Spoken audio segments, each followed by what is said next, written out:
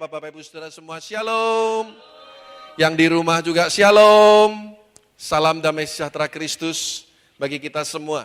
Sukacita yang besar kembali kita boleh bersekutu, memuji, menyembah Tuhan, dan mendengarkan firman Tuhan. Puji Tuhan, kalau saya beri tema khotbah pagi hari ini yaitu hikmat Tuhan di dalam kesukaran. Hikmat Tuhan di dalam kesukaran. Kita lihat Alkitab kita sama-sama di dalam surat Kolose, patsalnya yang pertama.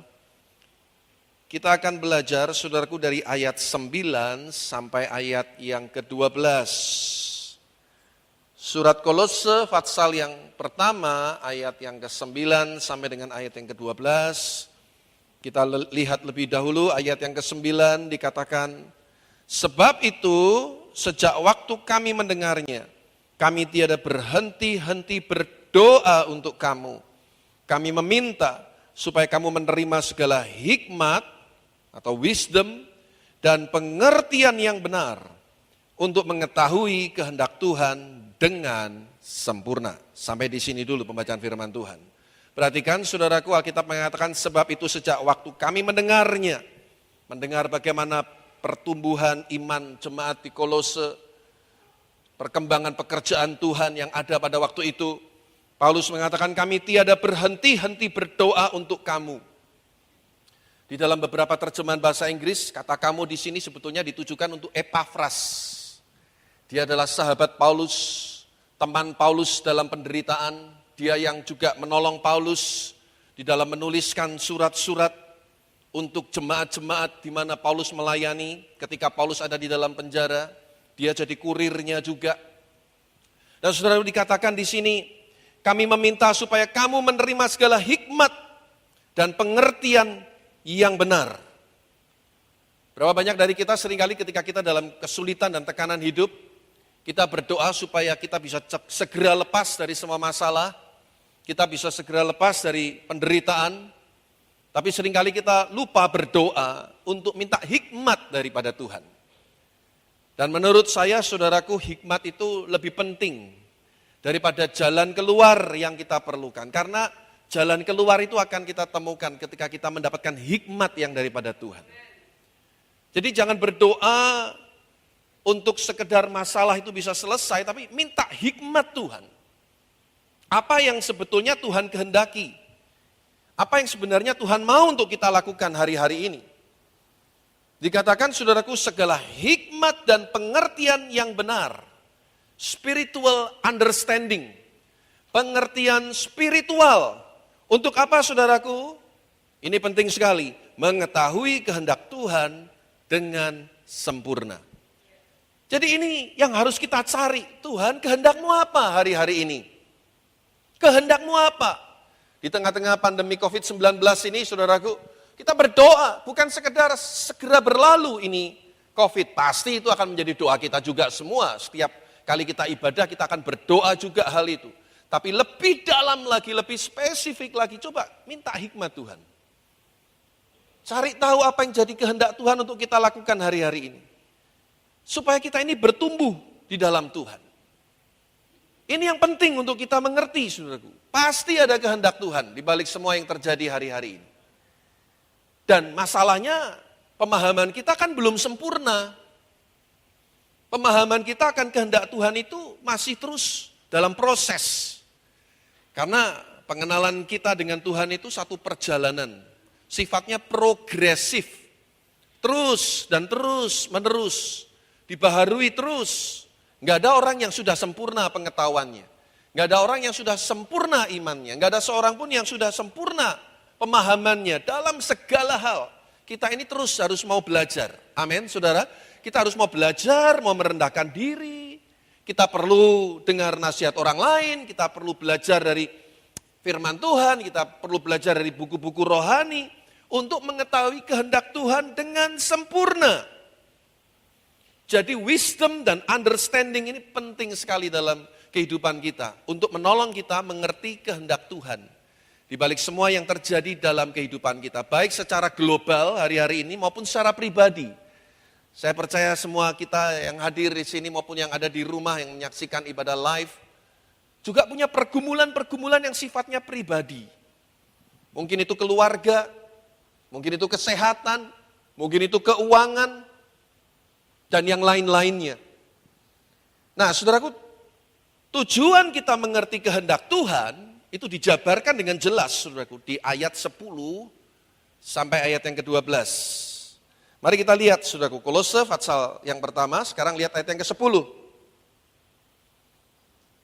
Lihat ayat yang ke-10, dikatakan sehingga, nah ini saudaraku, ketika kita punya hikmat, punya wisdom dan pengertian yang benar, dikatakan di sini, sehingga hidupmu layak di hadapannya, serta berkenan kepadanya, dalam apa? Segala hal. Katakan sama-sama saya, segala hal. Ya. Dan kamu memberi buah dalam segala pekerjaan yang baik. Katakan lagi, segala pekerjaan yang baik. Dan apa? Bertumbuh dalam pengetahuan yang benar tentang Allah. Katakan bertumbuh dalam pengetahuan yang benar tentang Allah. Jadi ini aspek-aspek yang harus kita mengerti sebagai orang Kristen. Bukan sekedar kita sakit disembuhkan, miskin diperkaya, katanya saudaraku, kita lemah dikuatkan, pasti itu menjadi harapan kita semua.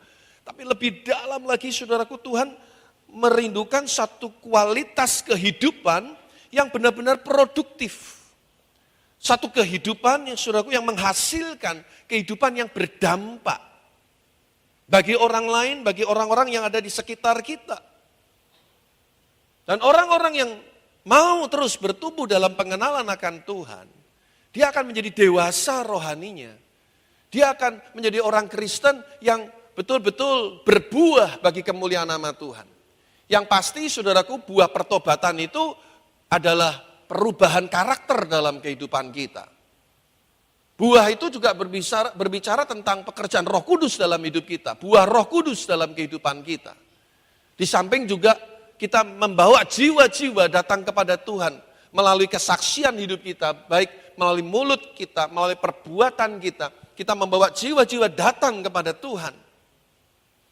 Dan ini bukan sesuatu yang bisa terjadi dalam sehari semalam.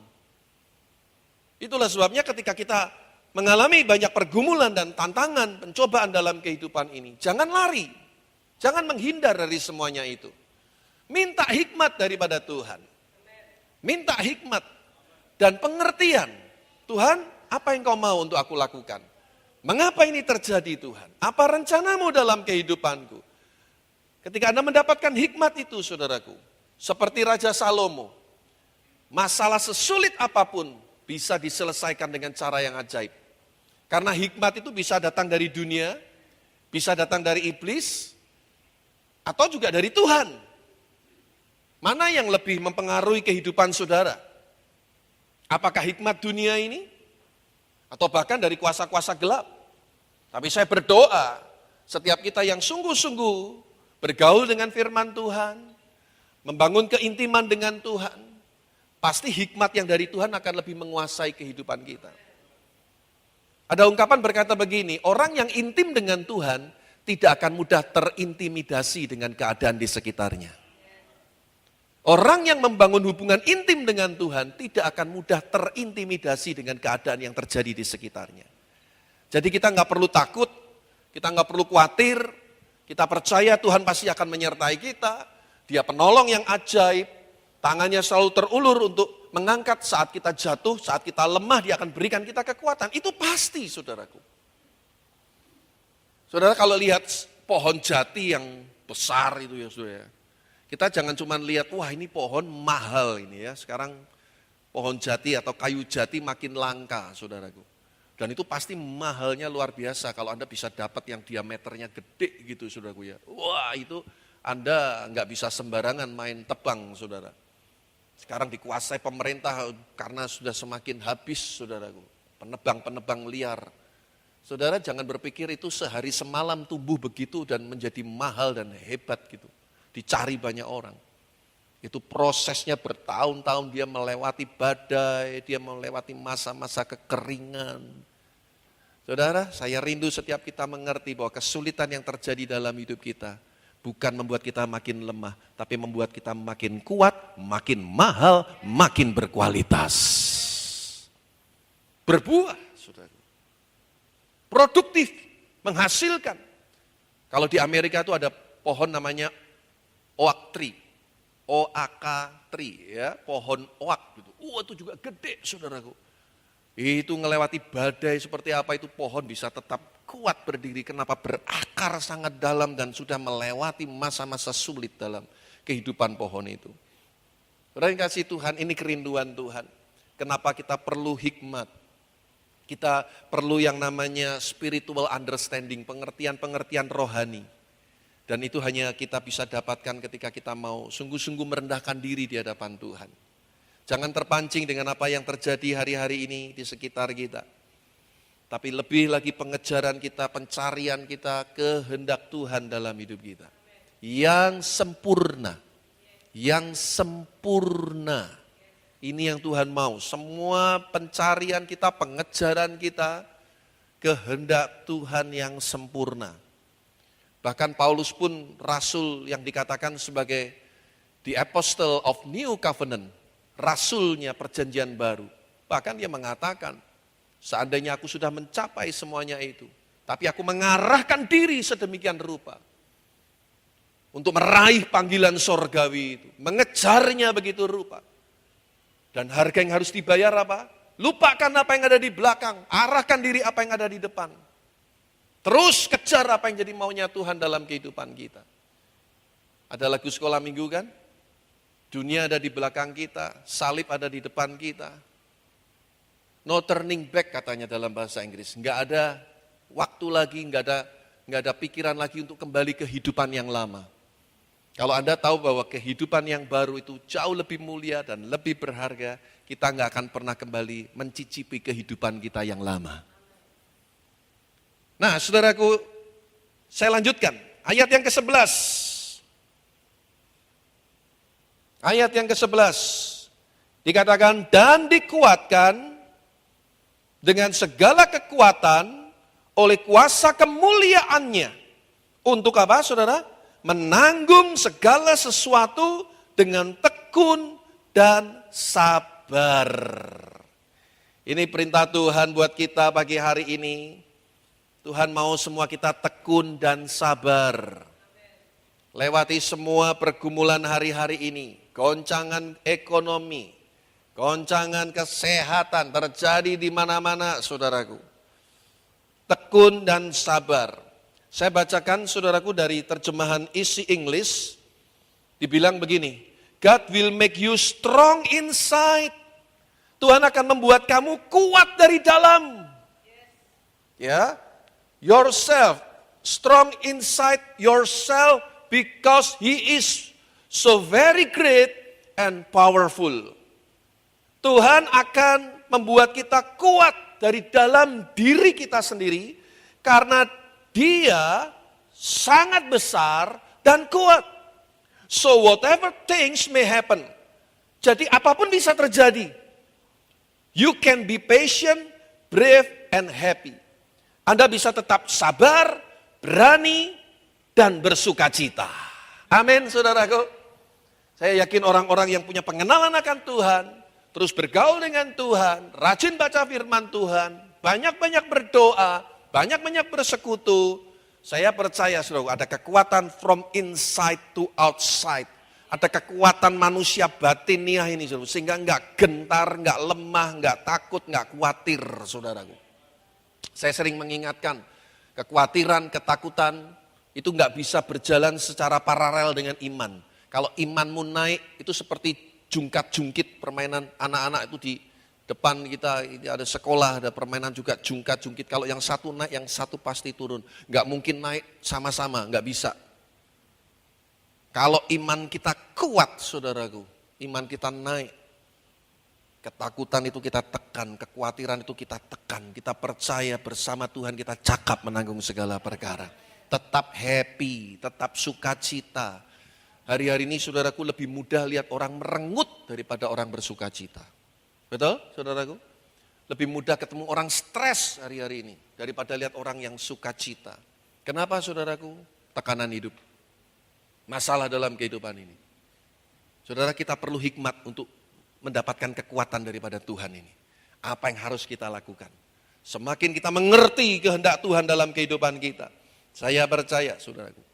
Masalah yang terjadi membuat kita makin kuat. Masalah yang terjadi membuat kita makin sabar. Masalah yang terjadi membuat kita makin berani menghadapi setiap tantangan dalam kehidupan ini. Saya yakin, saudaraku, imunitas iman kita juga makin meningkat. Imunitas iman kita makin meningkat. Ketika kita berani menghadapi konfrontasi dengan setiap kuasa-kuasa gelap, dengan setiap pergumulan dalam hidup ini. Kita nggak lari dari masalah. Kita nggak menghindar, kita nggak lari dari yang namanya pergumulan hidup. Tetap setia dengan Tuhan, nggak bersungut-sungut. Nggak ngomel-ngomel, nggak marah-marah, nggak uring-uringan. Tapi tetap terus setia dengan Tuhan. Akan membuat kita makin kuat di dalam Tuhan. Imunitas iman kita makin kuat. Billy Graham pernah bilang begini, kenyamanan dan kesejahteraan hidup tidak pernah memperkaya kehidupan sebanyak kesulitan memperkaya kehidupan. Billy Graham. Ya. Ternyata kenyamanan dan kesejahteraan hidup tidak pernah memperkaya kehidupan. Jangan berpikir yang namanya kaya cuman materi, saudaraku. Tapi lihat orang-orang yang mengalami banyak pergumulan dalam hidupnya dan berhasil menang melewati semuanya itu.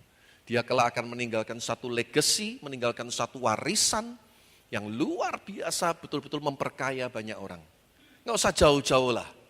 Orang kaya nomor 1 di Tiongkok hari-hari ini, yang namanya Jack Ma. Pendiri dari Alibaba Corporation dan e-commerce, internet yang luar biasa berkembang di seluruh dunia. Anda pikir, boom, tiba-tiba dia jadi orang yang sukses? Enggak. Dia harus lewati masa-masa sulit dalam kehidupan dia. Ditolak sana, ditolak sini, saudaraku. Hari ini kita semua juga tahu gambar Kentucky Fried Chicken. Kenapa kok bukan ayam, tapi seorang kakek-kakek tua. Karena dia orang yang tangguh, namanya Colonel Sanders. Dia tidak menyerah dengan semua kegagalan yang dia alami. Ketika resep ayam gorengnya dijual kemana-mana, ditolak sana, ditolak sini, tolak sana, dia gak putus asa. Dia buat terus. Ya, hari ini semua orang tahu Kentucky Fried Chicken, siapa pelopornya, siapa pendirinya. Ya, jangan menyerah. Istri saya bikin kue itu juga pernah, yang namanya kue itu bantat, enggak jadi, dia pernah. Kemarin terima order paling dahsyat yang pernah kami alami selama ini, saudaraku. Total bikin donat berapa? 100 ya, 100 biji. Ya. Bikin kue marmernya 8 ya. Bayangin, saudaraku. Itu 1 hari. Biasanya istri penolong, tapi kali ini suami harus jadi penolong. Ya, malam tuh benar-benar puwegel ya saudara. Saya lihat jam 6 sore, istri saya sudah berpelukan dengan guling tersayangnya saudara. Ya, jam 7:30 saya gugah, hei bangun, nanti kamu jam 11 gak bisa tidur. Nanti kalau dia gak bisa tidur, saya yang digangguin, dibangunin. Iya kan? Ayo bangun, udah makan dulu. Saudara jangan pikir selalu berhasil. Oh kemarin seru banget saudaraku. Tak lihat bentuknya ada yang meletot ke kanan, meletot kiri saudaraku. Wah tapi ya kita belajar terus. Kita evaluasi terus. Ya. Saya mungkin pernah cerita juga. Disuruh beli susu murni UHT untuk bikin donat. Saya kurang teliti, itu susu ternyata tulisannya kokonat, kelapa, susu campur kelapa. Ya dia enggak tahu ya campur sisan saudaraku, ya dia enggak tahu setelah jadi kok, loh kok kelapa, oh dia telepon saya. Saya enggak tahu tuh yang makan siapa, waktu itu pesenannya siapa, saya juga minta maaf Tuhan, minta maaf. Saudara, Nanti hari Rebu puji Tuhan. Ya. Untuk kali yang kedua, roti marmer dari dapur Bugem sampai ke Jakarta, saudaraku. Ada pesanan lagi di Jakarta. Puji Tuhan, saudaraku. Saudara, kesulitan itu justru akan memperkaya kehidupan kita. Belajar dari kelemahan, belajar dari kekurangan, belajar dari kesalahan. Improve yourself. Dalam perjalanan iman kita juga sama. Semua orang pernah gagal, semua orang pernah jatuh. Orang-orang hebat di Alkitab, banyak yang seperti itu dan Alkitab tidak menutupi kesalahan mereka, dosa mereka. Mau Daud, mau Salomo, Musa, semua pernah mengalami kegagalan. Abraham, bapak orang beriman pun pernah mengalami kegagalan. Tapi hari ini kehidupan mereka betul-betul memperkaya kehidupan kita. Amin, saudaraku. Dari kemiskinan mereka, penderitaan mereka, kejatuhan mereka, memberikan satu warisan pelajaran yang berarti buat kita di akhir zaman ini. Jadi percayalah saudaraku, di balik semua yang sedang terjadi, Alkitab pasti digenapi, God will make you strong inside yourself. Tuhan akan memberikan kekuatan dari dalam dirimu sendiri. Ini yang namanya imunitas iman kita. Menghadapi semuanya ini. Lama-lama kita menter. Saudaraku. Wah, maju terus. Pokoknya kita takut akan Tuhan, setia sama firman Tuhan. Tuhan pasti menolong kita. Tuhan pasti melindungi kita. Tuhan pasti memberkati kita semua. Tepuk tangan bagi Allah kita yang luar biasa. Ayat yang ke-12. Perhatikan saudaraku. Kolose 1 ayat 12, dan mengucap syukur dengan sukacita. Jadi tadi kita diingatkan ya, supaya kita tekun, sabar, sukacita. Di sini diingatkan lagi, dan mengucap syukur dengan sukacita kepada Bapa yang melayakkan kamu untuk mendapat bagian dalam apa yang ditentukan untuk orang-orang kudus di dalam kerajaan terang. Inilah goal, sasaran akhir hidup kita. Supaya kita mendapatkan bagian dari apa yang sudah Tuhan tentukan untuk kita. Itulah sebabnya kenapa kita harus selalu mengucap syukur. Saya seringkali bercanda begini, ya kan? Jadi hidup ini kan memang seperti geladi bersih untuk kehidupan di masa yang akan datang. Jadi kalau kita nggak membiasakan diri untuk senantiasa dekat dengan Tuhan, berdoa, bersekutu, memuji menyembah Tuhan, berfellowship dengan firman, membicarakan firman, saudaraku. Saya khawatir Anda nggak betah tinggal di sorga. Karena di sorga hanya itulah pekerjaan kita, memuji dan menyembah Tuhan. Jadi sementara di dunia ini kita dilatih, kita ditrain. Saudara, waktu saya antar Jefta untuk les piano, ketika dia masih umur 4-5 tahun, saudara, saya tahu dia stres. Saya tahu dia stres, saudaraku. Sekian tahun les piano klasik. Dan itu memang nggak gampang. Saya dulu les elektron, organ yang besar tuh, jadi tangan kanan di atas, yang tangan kiri di bawah, tumpuk dua gitu. Bentuknya kayak lemari gitu, nanti kaki main yang kiri untuk bassnya, yang kanan untuk istilahnya untuk volumenya. Itu 5 tahun gak maju-maju saya, saudaraku. Itu lebih gampang daripada piano mestinya.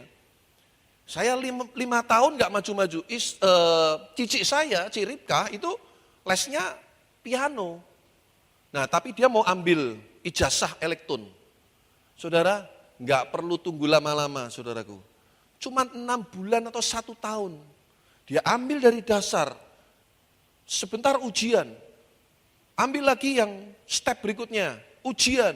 Ambil lagi sebentar, pokoknya nggak sampai setahun. Saya yang 5 tahun dilewatin, saudaraku. Karena basicnya dia piano, saudaraku. Selain juga mungkin punya talenta, dan saya mungkin memang skill saya nggak di main musik kali ya. Saudara, saya lihat Jefta dulu, aduh kayaknya stres, saudaraku.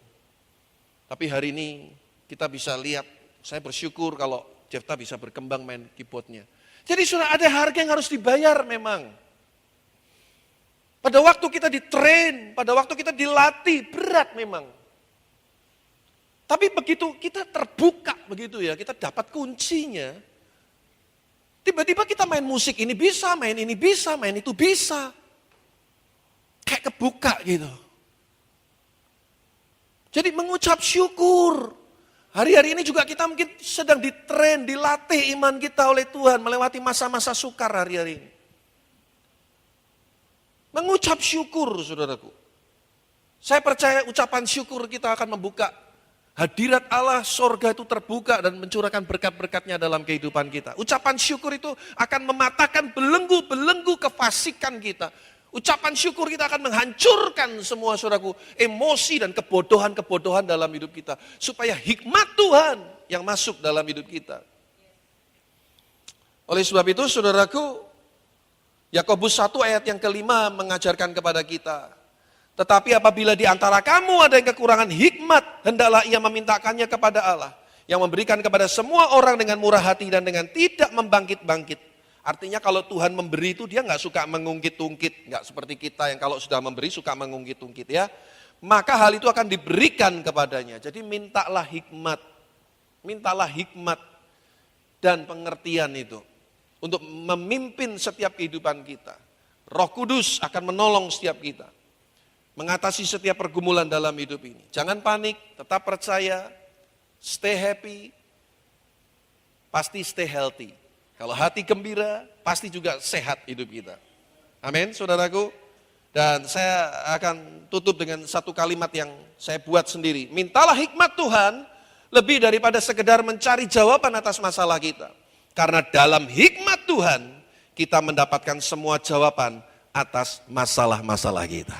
Amin. Beri kemuliaan bagi Allah kita yang luar biasa. Sementara pemain musik silakan boleh di posisinya masing-masing. Saudaraku, bicara hikmat nggak bisa lepas dari yang namanya Salomo. Orang yang hebat dalam soal hikmat. Hanya sayangnya saudaraku, hikmat dia di dalam menyelesaikan masalah-masalah pemerintahan. Tidak dibarengi hikmat untuk mengantisipasi kehidupan-kehidupan berikutnya. Jadi kadang itu orang punya hikmat di satu area tapi kurang hikmat di area yang lain. Dia jatuh dengan banyak wanita. Dan akhir hidupnya dia harus sebelum itu dia menggubah pengkhotbah di mana dia menulis semuanya sia-sia. Dia pernah bilang begini di Amsal 17 ayat 24. Pandangan orang berpengertian tertuju pada hikmat, tetapi mata orang bebal melayang sampai ke ujung bumi. Saya percaya saya sedang berhadapan dengan orang-orang yang punya pengertian. Yang kita cari bukan semata-mata berkat materi, kesuksesan secara duniawi, tapi hikmat Tuhan. Sehingga pada waktu kita diberkati, kita tahu juga apa yang harus kita lakukan dengan berkat-berkat Tuhan itu. Amin. Mari kita bangkit berdiri sama-sama.